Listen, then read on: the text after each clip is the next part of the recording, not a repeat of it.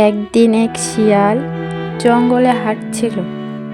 হঠাৎ সে দেখল একটি বাঘ একটি মানুষকে ধরে ফেলছে।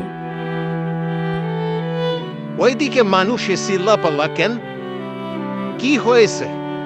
একটু যে দেখি তো। মানুষটি কাঁপতে কাঁপতে বাঘকে বলল, দয়া করে আমাকে ছেড়ে দিন, আমি কখনো আপনার কোনো ক্ষতি করিনি। তখন বাঘ হেসে বলল, আমি ক্ষুধার্ত, আর তুমি আমার খাবার হবে।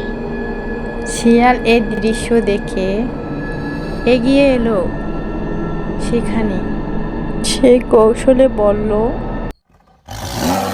বাঘ মামা, তুমি সত্যি কি একে খেয়ে ফেলবে? কিন্তু আমি একটা কথা শুনেছি।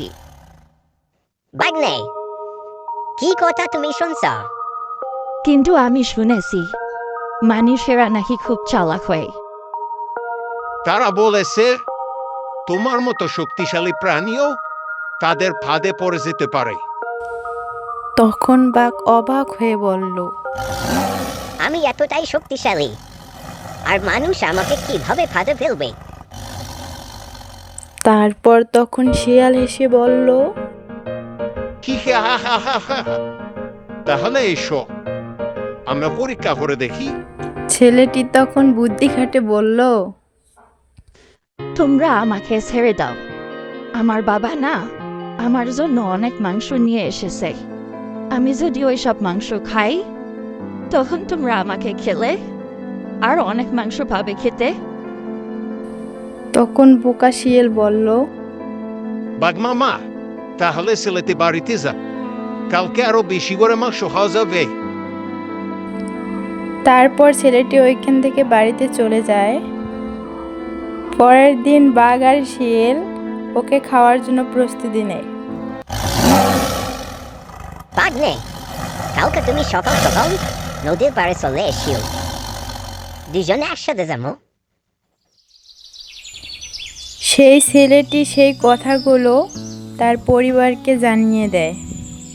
বাবা, ওই বাবা, বাঘ আর শিয়াল আসার সময় হয়েছে, ওদেরকে আজকে উচিত শিক্ষা দিতে হবে।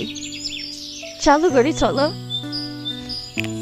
বাপ আর ছেলে সেই বাঘকে শিক্ষা দেওয়ার জন্য সেখানে চলে যাচ্ছে।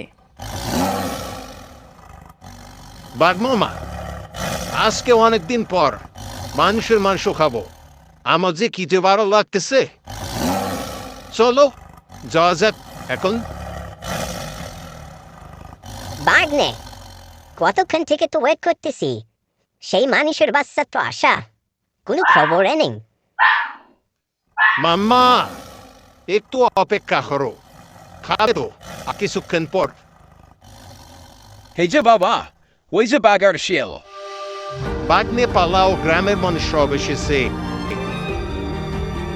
বাঘ আর শিয়ালকে উচিত শিক্ষা দিয়েছি, মনে হয় সে আর কখনো আসবে না।